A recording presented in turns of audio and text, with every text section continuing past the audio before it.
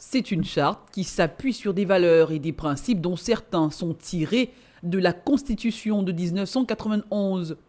On peut citer entre autres le patriotisme, la loyauté, la justice, l'impartialité, la dignité, le mérite, le sens de la responsabilité et de la redevabilité, le civisme et la citoyenneté, la tolérance et l'inclusion, la transparence et l'intégrité, la discipline, pour ne citer que cela.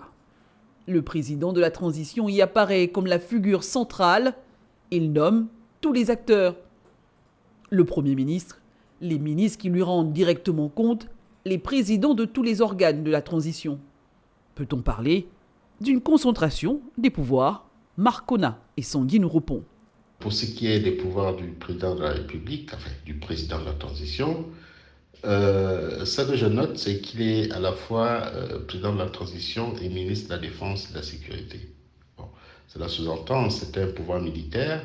Il faut s'assurer que le président de la transition maîtrise, contrôle aussi tous les aspects sécuritaires. Je pense que là, nous avons un gouvernement, un pouvoir qui a pour mission de revoir les institutions, de revoir la Constitution, de pouvoir organiser des élections transparentes. Je crois qu'on ne peut pas avoir un regard beaucoup plus rigoureux sur certaines choses. Mais pour certains, comme ce spécialiste de droit constitutionnel, au-delà du pouvoir d'exception, la charte de la transition comporte une dose de régime présidentialiste trop prégnante. Normalement, la transition est une notion, entre guillemets, qui n'a rien à voir avec les militaires. Mais attention, cette participation est contrôlée, mesurée, garantie par les militaires eux-mêmes.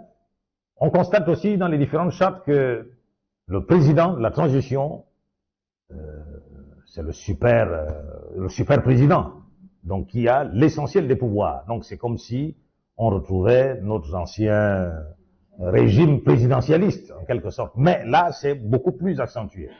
Parce que, en termes de contre-pouvoir, c'est un peu compliqué. Mais la charte de la transition n'est pas définitive. Certaines dispositions pourraient faire l'objet de révision au terme des discussions entre les forces vives de la nation. L'objectif étant de parvenir à une transition plus consensuelle et plus inclusive. Car, à travers cette transition se joue désormais l'avenir d'un Gabon que tout le monde veut nouveau.